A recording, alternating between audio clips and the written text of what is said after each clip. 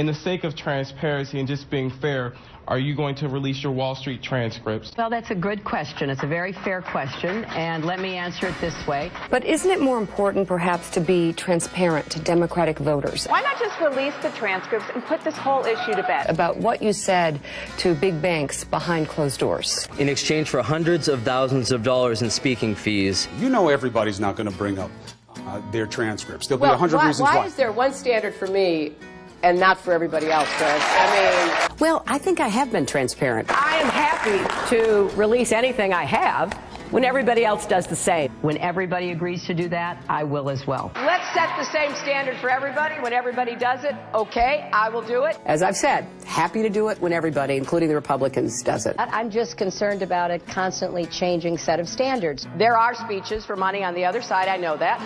But I will tell you this. Even your strong supporter, Senator Kirsten Gillibrand here in New York, says you should release those transcripts. So why not just put it out there? Well, because I know that others, including Mr. Trump, have made speeches. Don't you want to get ahead of it before somebody gets their hands on these transcripts? No, I really don't. Weapons of mass destruction. The Iraqi regime possesses biological and chemical weapons. Saddam Hussein's chemical and biological weapons. The regime is seeking a nuclear bomb. And his nuclear program. The Iraqi regime is building the facilities necessary to make more biological and chemical weapons. Saddam Hussein has worked to rebuild his chemical and biological weapons stock. And continuing ties to terrorist organizations. He has also given aid, comfort, and sanctuary to terrorists. And there are al-Qaeda terrorists inside Iraq. Including al-Qaeda members. That Saddam has resumed his efforts to acquire nuclear weapons. His missile delivery capability and his nuclear program. Who will govern Iraq when Saddam Hussein is removed? And what role will the U.S. play in an ensuing civil war that could develop in that country? Will moderate governments in the region who have large Islamic fundamentalist populations be overthrown and replaced by extremists?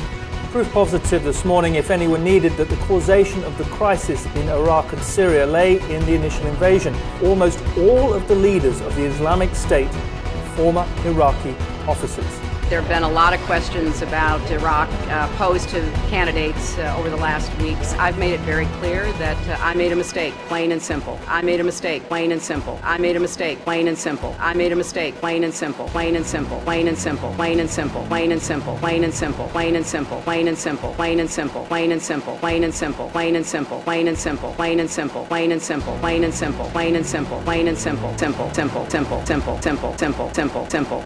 Any vote that might lead to war should be hard, but I cast it with conviction. America is addicted to oil. Iraq has one of the largest customer bases in the entire Arab world. It has one of the world's largest supplies of oil. And so it's time for the United States to start thinking of Iraq as a business opportunity. As we look at this most important question of who our next commander-in-chief could be and what qualities we look for in them, we can tell what they will do by looking at their past. I have not heard Secretary Clinton actually apologize to my brothers and sisters in uniform, military families, for her vote for the Iraq war. This is what we call smart power, showing respect even for one's enemies. I am very pleased to welcome Minister Gaddafi here to the State Department. We deeply value the relationship between the United States and Libya. We have many opportunities to deepen and broaden our cooperation. Thank you. We're delighted you're here. Thank you all. In the years ahead, Libya could become a peaceful democracy, or it could descend into chaos.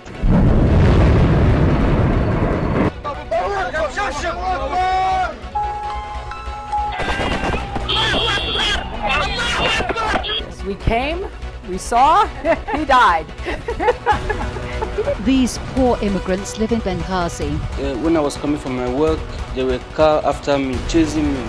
They said I should stop. I can't stop because they were holding cutlass and dangerous weapon with them. I was running for my life. I wish they caught me, that would have been the end of my life. We are not safe. they were bringing out their knives and guns that they want to rape our girls. Now we can't stay in Libya anymore. 300 African migrants were found dead after a boat from Libya went down off the coast of Lampedusa. So, yes, I mean, Libya was a different kind of calculation. Yeah. And we didn't lose a single person. We didn't lose a single person. We didn't lose a single person. We didn't lose a single person. We didn't lose a single person. We didn't lose a single person. We didn't lose a single person. We didn't lose a single person. We didn't lose a single person. We didn't lose a single person. We didn't lose a single person. We didn't lose a single person. We didn't lose a single person. Hillary, her militarism is absolutely shocking. She almost single-handedly did the Libyan war. The Defense Department was against it, and she persuaded the White House that it was an easy topple without knowing that in a tribal society with nothing to replace it, you would have civil war, sectarian killing spilling into Africa, weapons everywhere, Mali, Central Africa. The huge amount of geography now has been destabilized because of the Libyan overthrow. They've marched groups of Christians onto beaches and beheaded them. They've forced women to wear veils. Because there's no functioning government, this is ISIS's stronghold in Libya. How do you explain her being the architect and champion behind the war, the military action to overthrow Gaddafi in Libya? And when you look at the result of that action and that mission that she set out upon, we've got a failed state full of chaos, thousands of lives lost, and now ISIS and Al-Qaeda having a stronghold in that country. At the core of that resolution is an agreement I negotiated in June of 2012 in Geneva, which set forth a ceasefire. Hillary Clinton, for example, said that she negotiated the 2012 ceasefire. There was no ceasefire in Syria. She was the reason why the ceasefire never took place then, because she has backed a CIA-led attempt at regime change that has led to a bloodbath. So now we're going to turn to the Russians for help. Why are we turning to the Russians? Well, I hope we're not turning to the Russians. I do believe, and I've said this, that we should be putting together a coalition to support a no-fly zone.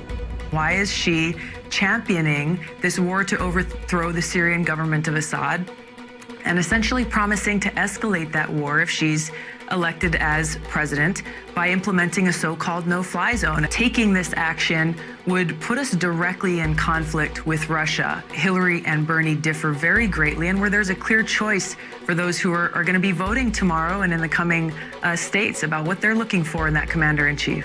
Secretary Clinton is too much into regime change and a little bit too aggressive without knowing what the unintended consequences might be.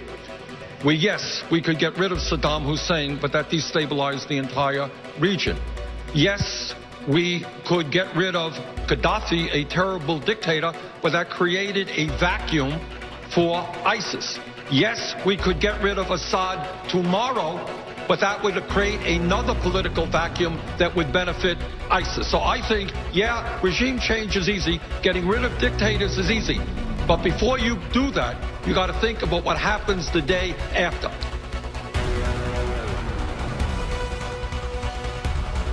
There's a direct relationship between the tens of millions of dollars donated to the Clinton Foundation that allowed contractors to sell billions of dollars worth of arms to countries that were on human rights suspect list. The UN's head of humanitarian affairs has condemned the Saudi-led airstrikes. Tens of thousands of people have been injured, and the UN reckons around half of those killed in this war are civilians. They go around, as I watched Nixon do to Boeing, and say, Air Force One is going to be bought from Boeing. A consortium of American defense contractors led by Boeing would deliver $29 billion worth of advanced fighter jets to Saudi Arabia. The Kingdom of Saudi Arabia contributed at least $10 million to the Clinton Foundation. Boeing, the defense contractor that manufactures the F-15, contributed $900,000 to the Clinton Foundation. We came, we saw, he died.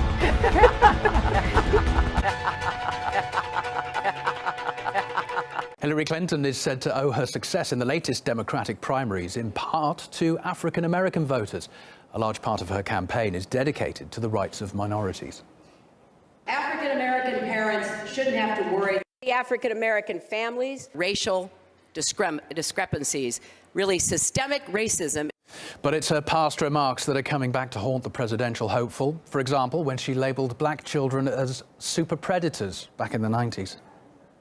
They are often the kinds of kids that are called super predators. No conscience, no empathy. We can talk about why they ended up that way, but first we have to bring them to heel. She was confronted over that particular statement by a young African-American woman during a campaign stop in Minnesota. After a heated exchange, here's how Clinton ended the encounter.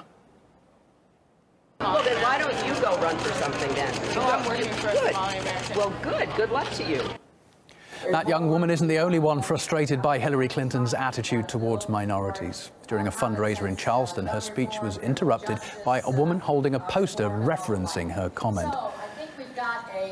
In response, the American presidential hopeful recently stated that she would not use such words now.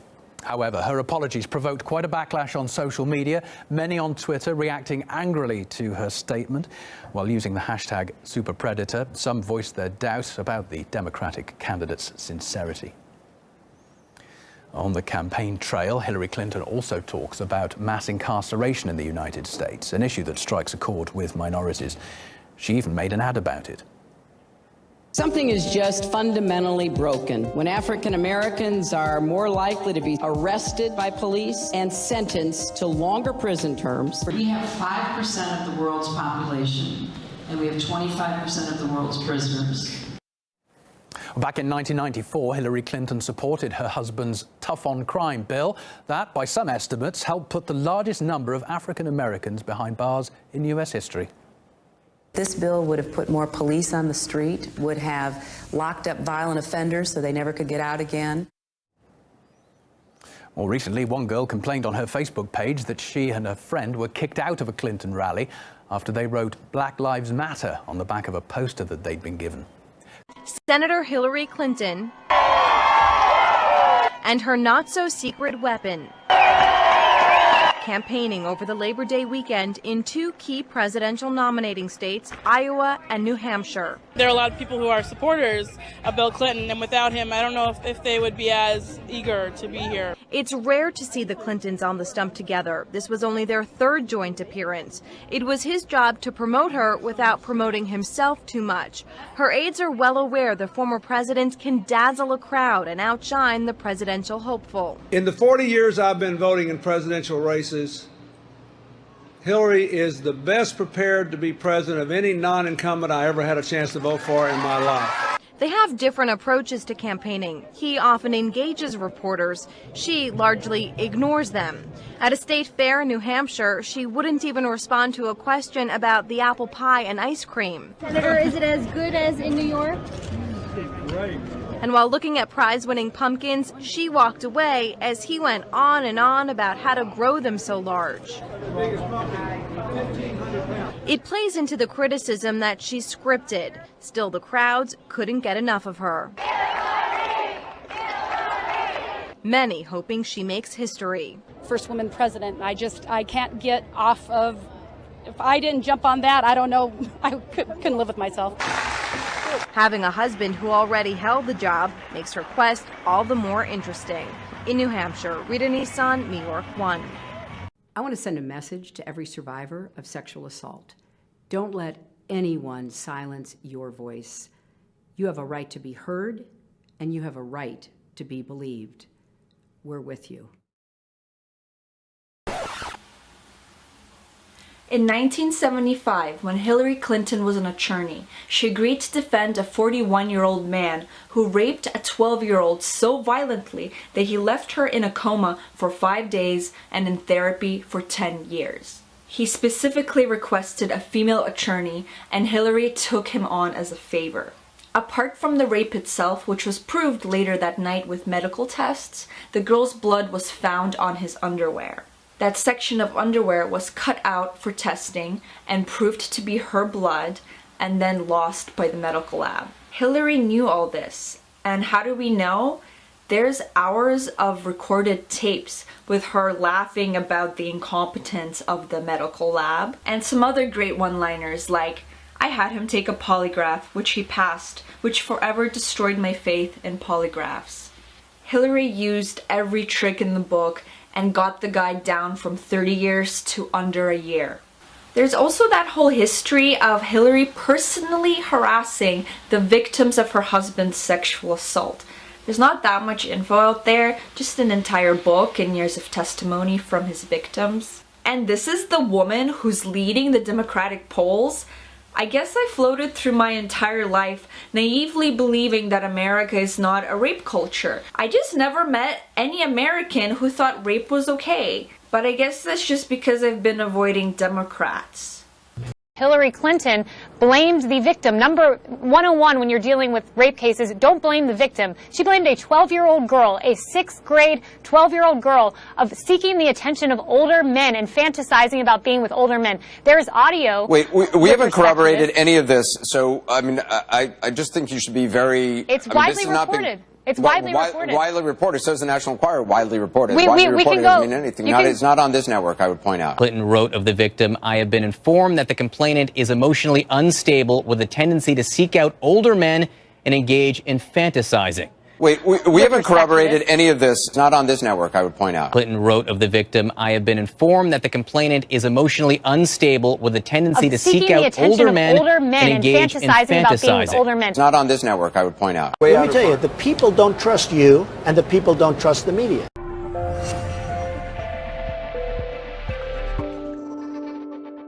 While discussing who would win the women's vote, a Trump supporter brought up a horrific story from Hillary Clinton's past. Newsday reported on a 1975 rape case in which Hillary Clinton blamed the victim. Number 101 when you're dealing with rape cases, don't blame the victim. She blamed a 12-year-old girl, a 6th grade 12-year-old girl, of seeking the attention of older men and fantasizing about being with older men. There's audio. Wait, we haven't corroborated any of this, so I mean, I just think you should be very. It's widely reported. It's widely reported. Widely reported. So is the National Enquirer. Widely reported. Widely reported doesn't mean anything. It's not on this network, I would point out. Okay, well, there's an audio tape where Hillary Clinton laughs about the defendant in this case. Took a lie detector test. I had his polygraph, which he passed, which forever destroyed my faith in polygraphs. How did it turn out? Oh, he plea bargained. He got him off with time served in the county jail. He's been in the county jail about 2 months. So she has a long history, not with respect to her personal life, but with respect to her legal work of demonizing sexual assault victims. Women will not like this. It's going to be put in an ad, and Hillary Clinton's going to suffer for that. CNN tried to save face and challenge the validity of her comments. As an attorney, I am really just flabbergasted by some of the allegations that we're just tossing out here that are not. We're not really accountable. I mean, we have to be accountable. Hold on. Kayleen's right about the audio. The audio was broken by the Free Beacon more than a year ago. It was from the Clinton Library. It was dug up by a reporter there. So there is actual evidence here that of her speaking about this. The full breadth and depth of what's been said tonight, though, is not. And so what I'm saying to you is that I think that we still need to be careful with our words, and I think that we can still run great election coverage and have a great debate on real, tangible issues. Careful with our words? Sounds like you mean change the subject. It seems to me, though, that Mr. Trump does seem it's fair, and we've heard, also other reports that he will attack her coming into this fall election, personal and whatnot. And I'm curious to you, though, why is it fair for Mr. Trump to criticize, Secretary Clinton's past, but not his? Shouldn't it be fair both ways? Oh, I think that it is absolutely fair. What I think is not fair is when the story is unfounded. When they tell this woman, you got to answer the question, though. You got to answer the question. The question is whether or not Mr. Trump can be critical of Secretary Clinton, and the same can be true of her. He seems to think that you can't. No, I think that we vet all candidates, and I think what's shocking again is that there aren't more people coming out of the woodwork to make accusations against this man who was never even a politician. He didn't have any reason to be such a gentleman as the woman called him in this story. But I think what is reprehensible is you take someone like Hillary Clinton, who has basically danced on the assaults of the women that are dozens of women, by the way, that her husband has maligned and assaulted, paying Paula Jones off $850 $50,000 for hush money. Okay, let's not go there. I wish Hillary would come to the defense of these women. Wouldn't it be amazing if Hillary would come to the defense of these women now? Wouldn't that say a lot about what Hillary wants to do for women if she would come to the defense of these women now that were hurt by her husband? I think the Clinton camp, and listen, I would say this either way, just to be fair to both of them, but I think the Clinton camp would point to, you know, her resume in lifting women up through the years. Haley, we know Mr. Trump says with this ad, he says he is being misquoted, but how do you misquote a recording? Look, I think, this is an attempt by Hillary Clinton to create a diversion, if you will, away from herself. You know, she has a history of being abusive towards women, you know, specifically the ones that her husband's had extramarital affairs with. So I think it's very hypocritical of her. That's where you're going to go in the first 20 seconds? It's about groping and fondling and touching against a woman's will. And rape. And rape. Donald Trump using that word unprompted during an interview last night with Fox News' Sean Hannity, bringing up a discredited and long-denied accusation against former President Bill Clinton, dating back to 1978 when he was Arkansas Attorney General. Late last night, the Clinton campaign responded in a statement that read, "Trump is doing what he does best, attacking when he feels wounded, and dragging the American people through the mud for his own gain." NBC News has reached out to the Trump campaign this morning to ask why he brought up that long-denied Bill Clinton allegation. So far, no response. I believe the people expect me to be ready to be governor if I'm elected. I thought he was just something that was really going to be good for Arkansas. I thought he was a very charismatic man that had bright ideas for our state. Broderick, whose married name at the time was Juanita Hickey, says she was so impressed with Clinton she volunteered to hand out bumper stickers and signs, her first and only political campaign. He turned me around and started kissing me, and that was a real shock. He'll continue to refuse to answer questions about whether he's a rapist. He still hasn't said a word about that. Doesn't that give you a shock? He won't answer the question. People think it's his word against hers. He hasn't said anything yet.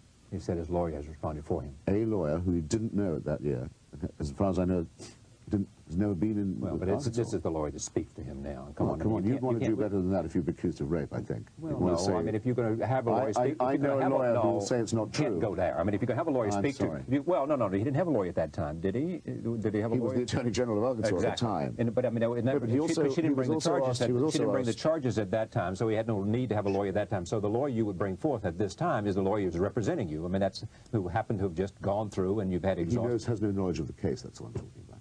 You'd want to do better. But who had a knowledge of the case? Well, what lawyer had knowledge of the case? Someone, or all of the circumstances of the time. There have been inquiries before.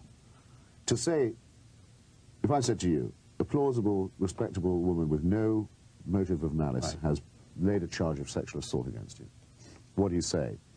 Would you be content to say, well, I know a lawyer who will say that it's not true? I think you'd want to do... Male self-respect would make you want to do a little better than that. Of course it would. No, well, you notice, by the way, it doesn't matter because no one is asking Clinton these questions. So he doesn't have to keep refusing to answer. And the same argument... I can't believe the laziness of the press. Same argument. Donald Trump is again today making an issue of your past transgressions. Do you want to respond? And are you worried that your past could hurt your wife's campaign? I don't have a response. If he wins the Republican nomination, we'll have plenty of time to talk about it. If Hillary wins, I think I have no interest in getting involved in their politics or doing anything except trying to help Hillary. What's your reaction to Juanita Broderick's reemergence? Mr. President, he says you're critical. You're going to reaction to Juanita Broderick's reemergence? He said a lot of things. What's your reaction to Juanita Broderick's reemergence? Well, Trump has opened a very personal line of attack targeting Hillary Clinton's marriage. Nancy Cordes has that. They're going after me with women? Give me a break, folks. She's married to a man who was the worst abuser of women in the history of politics. Clinton's allies argue attacks like that will backfire. Her approval ratings improved when her husband cheated. I'm going to let him run his campaign however he chooses. Clinton herself says she has heard it all before, but Trump is taking it one step further, claiming Clinton silenced women who accused her husband of harassment. She was a total enabler. She would go after these women and destroy their lives. She treated these women horribly. She was an unbelievably nasty, mean enabler. Good to meet you. Clinton held a coffee klatch with working moms in Virginia today and declined to address Trump's specific allegations. I'm not running against him. He's doing a fine job of doing that himself. I'm running my campaign, what I want to do as president, what I stand for, what I've always stood for, Last night's debate showed Hillary Clinton leading up a big lead now over Bernie Sanders and the other candidates. But will her performance help her or hurt her? Political editor Andy Hiller joins us now with his instinct.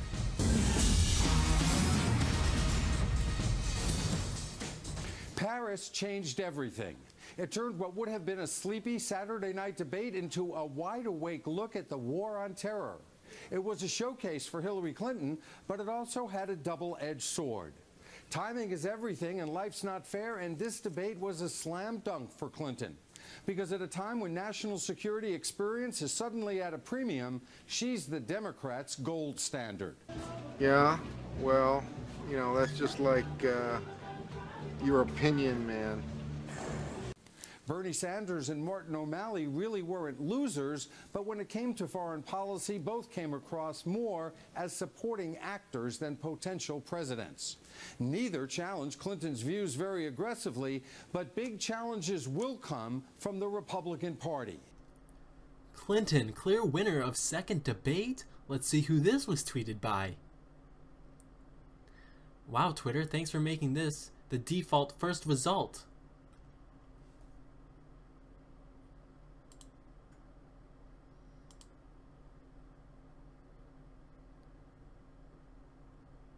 Oh, oh yeah, Hillary Clinton, clear winner. Oh, so clear. Such a clear winner.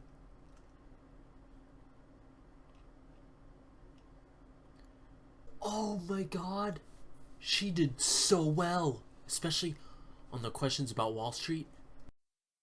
Can I respond to this now? Please.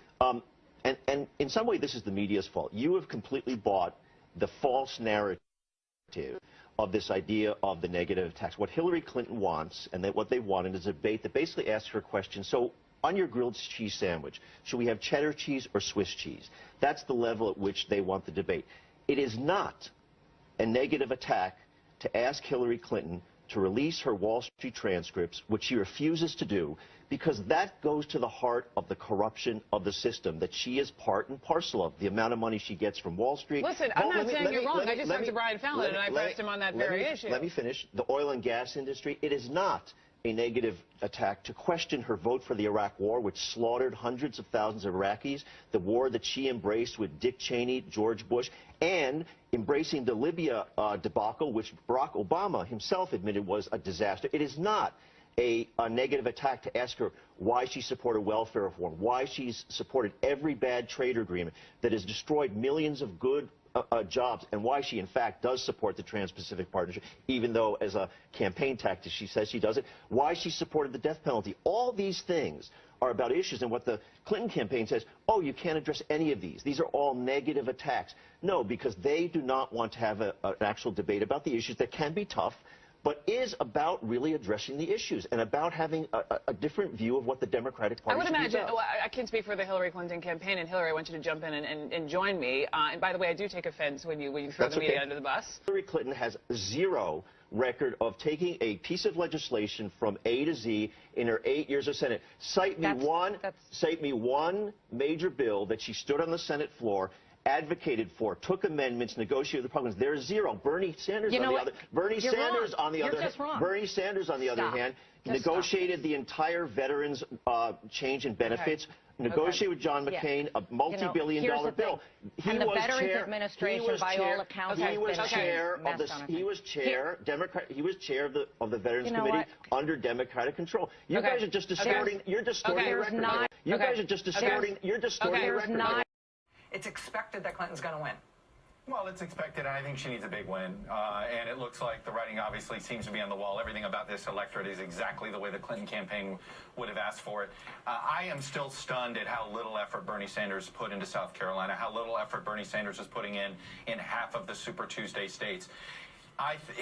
There is every chance, just with the combination of how Sanders has put together his strategy for Super Tuesday, which is not a strategy to win, but a strategy just to accumulate enough delegates to get a good speaking slot at this point. Has put together his strategy for Super Tuesday, which is not a strategy to win, but a strategy just to accumulate enough delegates to get a good speaking slot at this point. Bernie Sanders talks about society. He doesn't talk about government. He talks about the individual and competing claims of individual members of society. How a young person coming out of school with a huge school debt is really owed something by society. We should give that young man or woman, both of them, something that they haven't had, some sense of economic independence, and don't make them debtors basically for the first half of their adulthood. And so that's about competing ends. Wealthy people on Wall Street, as he talks about, who make a lot of money, the traders, the speculators, they owe something back to society. And so I think that... am I supposed to stop talking? No. Okay. Somebody just told me to. No, please don't. Okay. You've been very critical of the media's role in this campaign, and some of those critiques I find pretty compelling, if I have to say. Is there a question that you wished you got asked more that you don't get asked? Look, it's not just a question. For the media, 90% of the coverage is process, is soap opera, is polls, is raising money. Go to the rallies that I have and listen to the people coming up to me. Yesterday, day before, a woman comes up to me with tears in her eyes. Bernie, I am working 60 hours a week. I'm not making any money. I don't have time to spend with my daughter. Listen to the kids who leave school $50,000 or $60,000 a year in debt. Talk to the people who have no health insurance and what that means to their life. I'm running for president of the United States because we have a disappearing middle class. We've got 47 million people living in poverty. The amount of time that the media pays to those issues is minimal. Several Sanders supporters, however, put together what they called a minority report of 64 Sanders supporters they believe were wrongly denied delegate status. According to the state party representatives, 6 of those were eventually allowed as delegates, and the rest were denied delegate or alternate status because either they or their records could not be located or they were not registered as Democrats by the May 1st deadline. Now, just to be fair, 8 Clinton supporters were also denied delegate or alternate status for similar reasons, according to the state party. But you can see that there's a big disparity in numbers there. And did those 58 people who were denied status make the difference in who won at the state convention? And the answer unequivocally is yes. If they had counted those 58 Sanders supporters, he would have won. He lost by about 30, as you can tell from the earlier math. So with those supporters, he would have won, but they discounted him. Now, did they do the right thing in discounting them? Well, that's where it's nearly impossible to determine.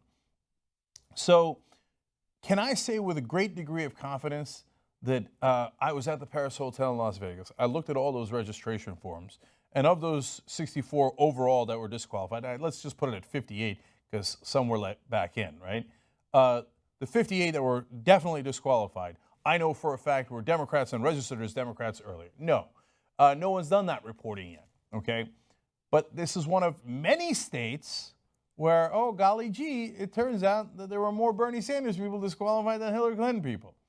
And in all of those states, the people wielding power are Hillary Clinton surrogates and not Bernie Sanders surrogates. Yet another coincidence. Golly gee, 58 Sanders guys gone, only 8 Hillary Clinton people gone. Maybe they were just much better with their paperwork. It is possible, okay? Now, but I want to give you a sense of the unfairness of the proceedings, so I actually want to go back to Roberta Lang. I'm going to go to video 4 here. Now, this is at the end, right? Now it's getting around 10 o'clock at night. This has gone for quite some time. They use the excuse of the Paris casino would like to move on with their lives. They've got cops lined up, they got security lined up, and they're going to get out of there, right? But she needs another vote to convene. Let's see how that voice vote goes.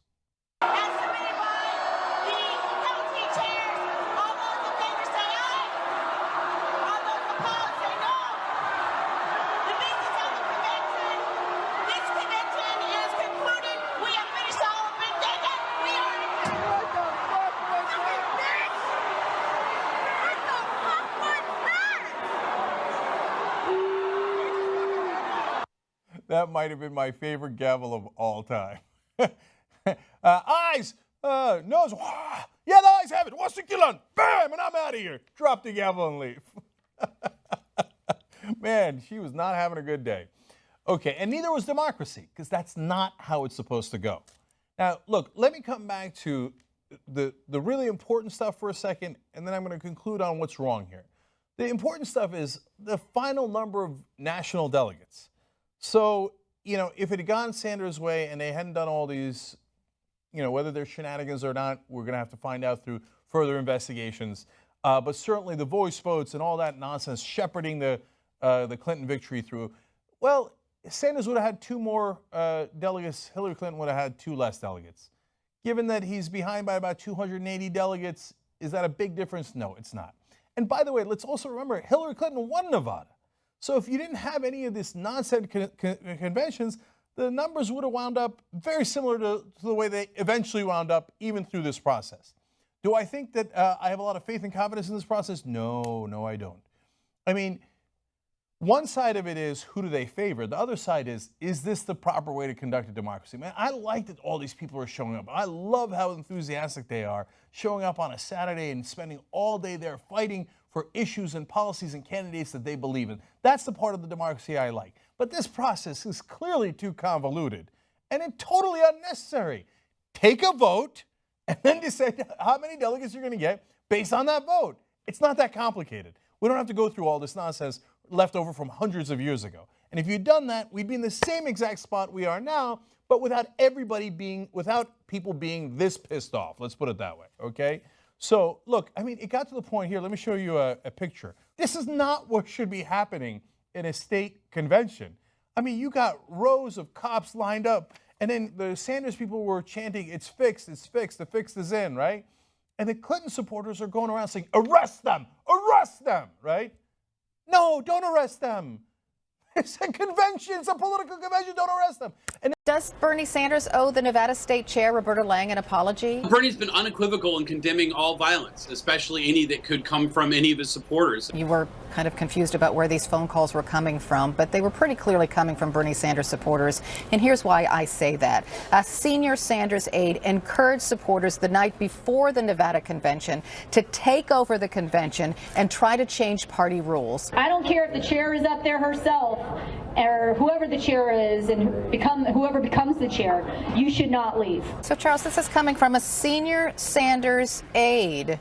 Wasn't she egging things on in Nevada? I don't think that telling supporters of a candidate that they should stay through the entirety of a caucus, not to leave until the end of the caucus, is in any way supporting or advocating for any kind of violence. The Democratic Party in Nevada changed the rules midstream. They disqualified over 50 Bernie delegates. And I think rightfully, people were very upset about that. That's why even good people were out there booing and yelling and calling Actually, the fight, just to be clear, the fight was over 2 delegates. Exactly.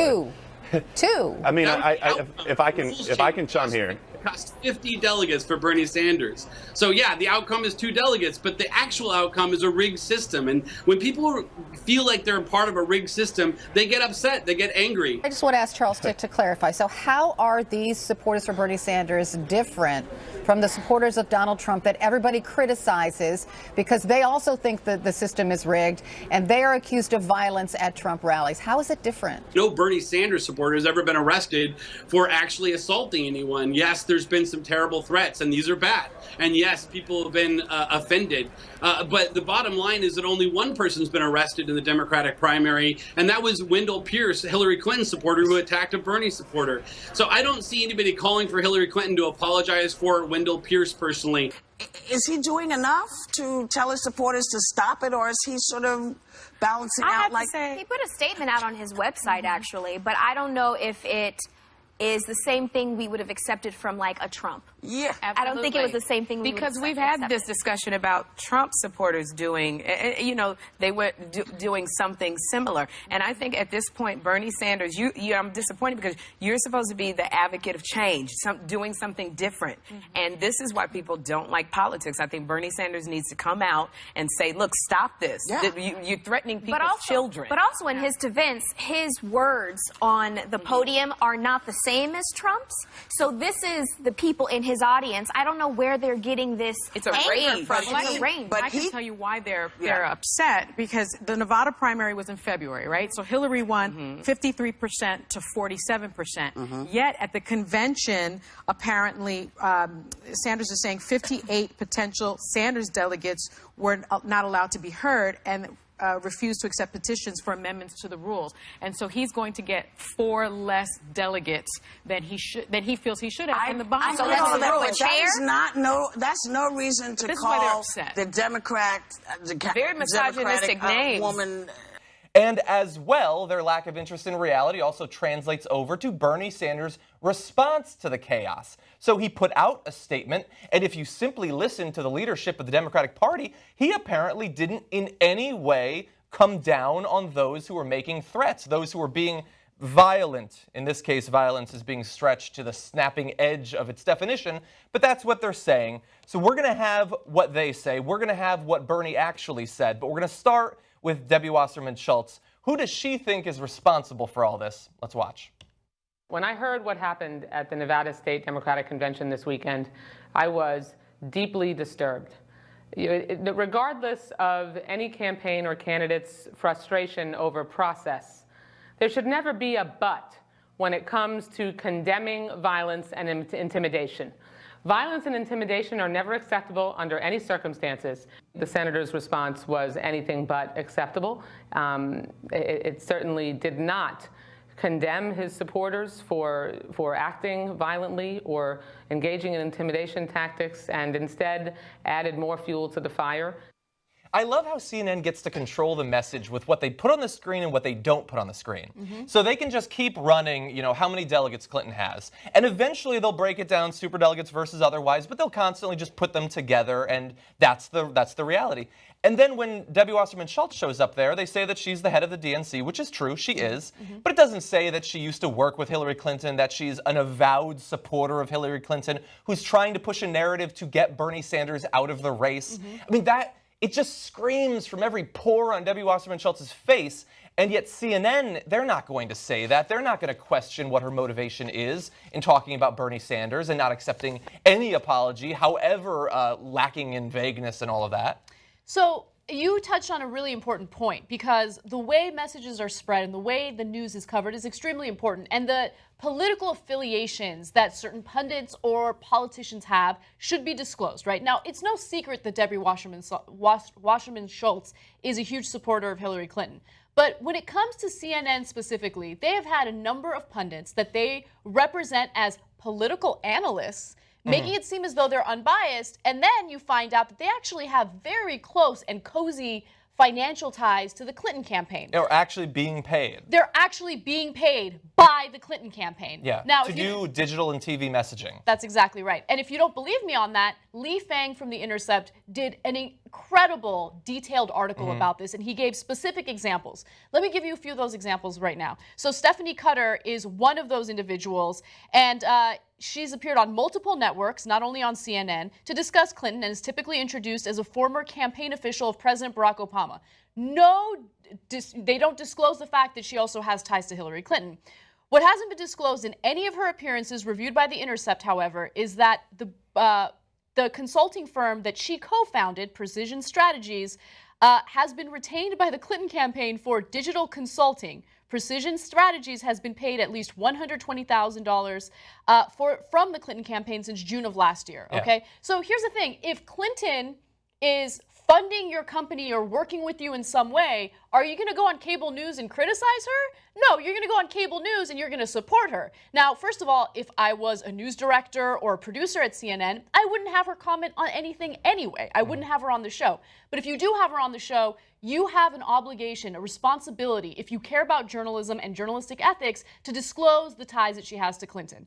Now, with that said, let me respond to Wasserman Schultz, because just really fast on that, or at the very least, since you're the one, as CNN, letting her do her job, which she's being paid for, you should at the very least ask for a cut of the money.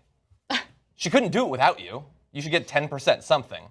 It's just so frustrating because you watch that and you see the spin and you know why they're overblowing all of these ridiculous accusations. On 2 different MSNBC shows, the panels believe the DNC has their finger on the scale for Hillary Clinton. It can be the case that it is true it is institutionally the prerogative of the Democratic Party to nominate Hillary Clinton, and also she is winning. Right? It seems to me that's the issue here. Like, yeah, sure, the Democratic Party of Nevada does what Harry Reid says, and they're going to, like, you know what I mean? You are right about that. But you're exactly right. That the Democratic National Committee, I'm sure, is mostly leaning towards preferring to have Hillary Clinton be the nominee. Right, yes. I think this also exposes another problem, which is the frustration with Bernie Sanders supporters, where it feels as though Debbie Wasserman has always had her thumb on the scale for Hillary Clinton, and so have so many other leaders, Democratic leaders across the country. Right, like it is clearly the case that when given truth serum, Debbie Wasserman Schultz vastly prefers Hillary Clinton to be the nominee, obviously, and to the extent there are things that can be done institutionally and marginally to facilitate that outcome, they are being done. Morning Joe also held the same contention. Yeah, look, you can make a strong case, a legitimate case, that this has been a bag job from the beginning with the establishment of the debate set dates. Total bag job. Yeah, and Bernie keeps using the phrase rigged. It has been rigged. The way the system has been rigged to a coronation from the get-go due to the person who just spoke is exactly what that is. Bernie Sanders has been running on a 45% angled slope from the very start. Hillary Clinton, like Debbie said from the start. Hillary Clinton has had every advantage, every break given to her from the very beginning by this Democratic Party. It has been rigged. How do you feel about the Democratic nomination process so far? Is it rigged? You're against same-sex marriage, now you're for it. You defended President Obama's immigration policies, now you say they're too harsh. You supported his trade deal dozens of times. You even called it the gold standard. Now, suddenly last week, you're against it. Will you say anything to get elected? Well, actually, I have been very consistent over the course of my entire life. I have always fought for the same values and principles. Do you think New York State should recognize gay marriage? No. No. Okay. I believe that marriage is not just a bond, but a sacred bond between a man and a woman. I have not supported same-sex marriage. I have supported civil partnerships and contractual relationships. I support marriage for lesbian and gay couples. I support it personally and as a matter of policy and law. So you're saying your opinion on gay marriage changed, or you changed your mind? I have to say, I think you are being very persistent, but you are playing with my words and playing with what is such an I'm just trying to clarify issue. So I can understand. No, I don't think you are trying to clarify. I think you're trying to say that, I used to be opposed and now I'm in favor and I did it for political reasons, and that's just flat wrong. So let me just state what I feel like you are implying and repudiate it. I have a strong record. I have a great commitment to this issue, and I am proud of what I've done and the progress we're making. Yeah, I'm sorry, I just want to clarify what I was saying. No, I was saying that you maybe really believed this all along, but, believed in gay marriage all along, but felt for political reasons America wasn't ready yet and you couldn't say it. That's what I was thinking. No, that is not true. It really is great how long you've supported gay marriage. Yes. I could have supported it sooner. Well, you did it pretty soon. Could have been sooner. Fair point.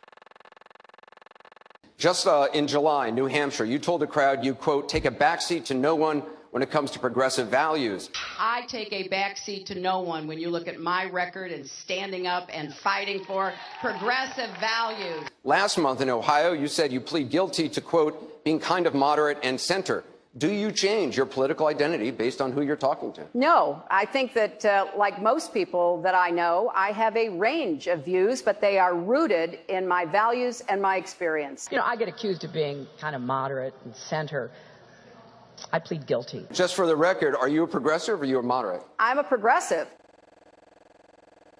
Going through the emails, there were over 60,000 in total sent and received. About half were work-related and went to the State Department, and about half were personal that were not in any way related to my work. when you speak to the public, you say, I turned over everything. That's, for the most part, a direct quote. When you talk to the public, you say, I turned over everything. 90 to 95% of my work-related emails were in the state system. If they wanted to see them, they would certainly have been able to do so. You know what? That is maybe the 10th time you have cited that figure today. It is. And I have not heard anyone other than you ever cite that figure. Who told you that 90 to 95% of your emails were in the State Department system? Who told you that? We learned that from the State Department in their analysis of the emails that were already on the system. The Inspector General report found that less than 1% of State Department emails, record emails, were captured. So they give a number of less than 1%, and you give a number of 90%.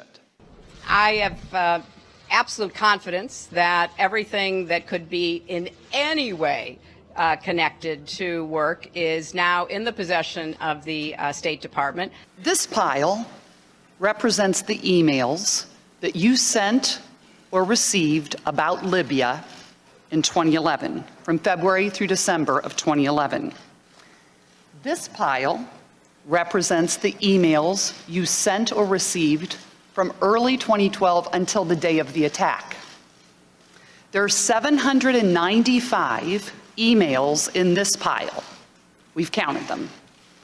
There are 67 emails in this pile in 2012. And I'm troubled by what I see here. I can only conclude by your own records that there was a lack of interest in Libya in 2012. The server contains personal communications from my husband and me. Only time I got on the internet, I did 2 emails, and I ordered Christmas presents from a reservation. Otherwise, I found people said embarrassing things on emails. I didn't want to be one of them.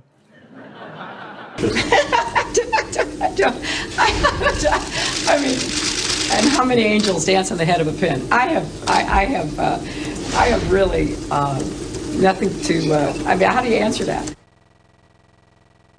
I represented Wall Street as a senator from New York, and I went to Wall Street in December of 2007, before the big crash that we had, and I basically said, cut it out. Quit foreclosing on homes. Quit engaging in these kinds of speculative behaviors. Now, who's exactly to blame for the housing crisis? I think there's plenty of blame to go around. Home buyers who paid extra fees to avoid documenting their income should have known they were getting in over their heads. Of course, we have to deal with the problem that the banks are still too big to fail. We can never let the American taxpayer and middle-class families ever have to bail out the kind of speculative behavior that we saw. But we also have to worry about some of the other players. AIG, a big insurance company, Lehman Brothers, an investment bank. There's this whole area called shadow banking. That's where the experts tell me the next potential problem could come from. So I'm with both Senator Sanders and Governor O'Malley in putting a lot of attention onto the banks. And the plan that I have put forward would actually empower regulators to break up big banks. I represented New York, and I represented New York on 9/11. When we were attacked, where were we attacked? We were attacked in downtown Manhattan, where Wall Street is. I did spend a whole lot of time and effort helping them rebuild. That was good for New York, it was good for the economy, and it was a way to rebuke the terrorists who had attacked our country. 9/11 was bad. I agree with that. Time and time again, you hear one thing in speeches, and then you see a campaign that has the worst kind of tactics, reminiscent of the same sort of Republican attacks on Democrats.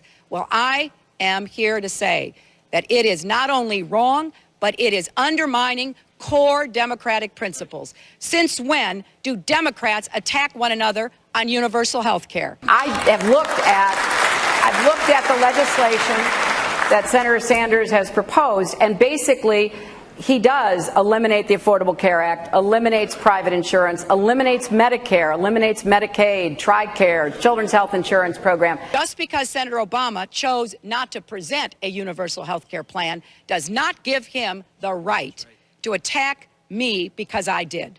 So let's have a real campaign. Enough with the speeches and the big rallies and then using tactics that are right out of Karl Rove's playbook. This is wrong, and every Democrat should be outraged. The Democratic Party in the United States worked since Harry Truman to get the Affordable Care Act passed. So shame on you, Barack Obama. It is time you ran a campaign consistent with your messages in public. Hillary Clinton's attempt to tout her foreign policy experience hounded her again on the campaign trail today. I made a mistake in describing it.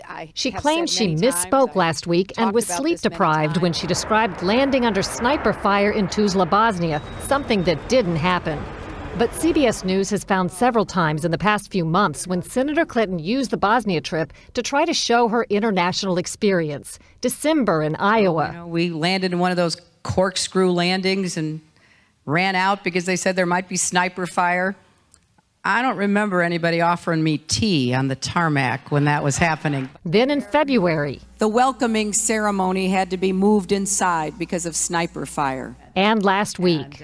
I remember landing under sniper fire. We basically were told to run to our cars. Now that is what happened.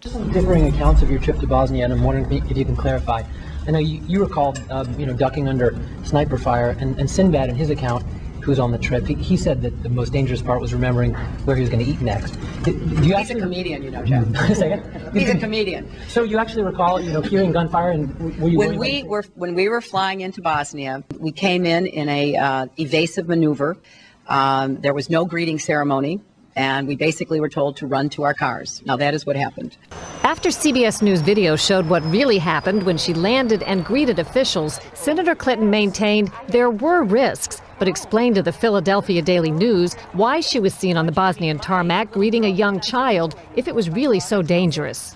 I was also told that the greeting ceremony had been moved away from the tarmac, but that there was this 8-year-old girl, and I said, well, I can't rush by her. I've got to at least greet her. So I greeted her, I took her stuff, and I left. Now that's my memory of it. Good to see you. Once again, her memory doesn't match our videotape. She and her daughter Chelsea lingered on the tarmac to greet U.S. military officials. Took photos.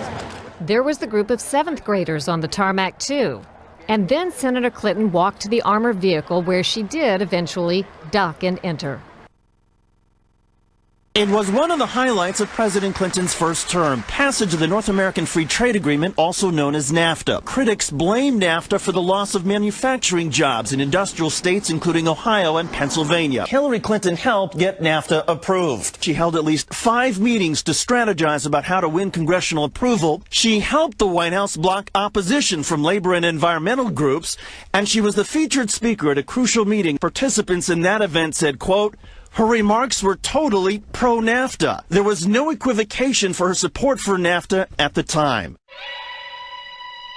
I have been a critic of NAFTA from the very beginning. My concerns about NAFTA expressed years ago have been well documented and verified. I didn't have a public position on it. I have spoken consistently against NAFTA. And if you look at what I have been saying, it has been consistent. I was one of the voices in the administration warning about NAFTA. You said it was good on balance for New York and America in 2004, and now you're in Ohio, and your words are much different, Senator. The record is very clear. Well, you don't have all the record, because you can go back and look at what I've said consistently. Oh, I think that everybody is in favor of free and fair trade, and I think that NAFTA is proving its worth. I think on balance, NAFTA has been good for New York and America. Was NAFTA a mistake? NAFTA was a mistake to the extent that it did not deliver on what we had hoped it would. Then you said you would release your tax returns when Secretary Clinton released her email. She has turned over all the emails in her possession. She didn't turn over all. There's plenty missing. I read yesterday where there are a lot of emails missing. I know she's a good friend of yours, and I know you worked for him and you didn't reveal it. But, she did not turn over her emails. There are a lot of emails missing. There were emails from her staffers missing. She turned over the emails she has. There are emails missing all over the place. The whole thing is a scam. There are emails missing all over the place. But she has one thing that's out of her control, an FBI investigation. And it is the one hurdle this year that is out of her control. You talk to her campaign, and they will tell you it's the one thing they can't control. They can't control how this gets leaked out. They can't control when or if the FBI will make a decision about whether they want to bring charges or not, and what justice is going to do. It is the one part of this that's not in their control, and obviously, if it goes really badly, that has an impact. If it's a slap on the wrist, misdemeanor or nothing, it has no impact. If it's a slap on the wrist, misdemeanor or nothing, it has no impact.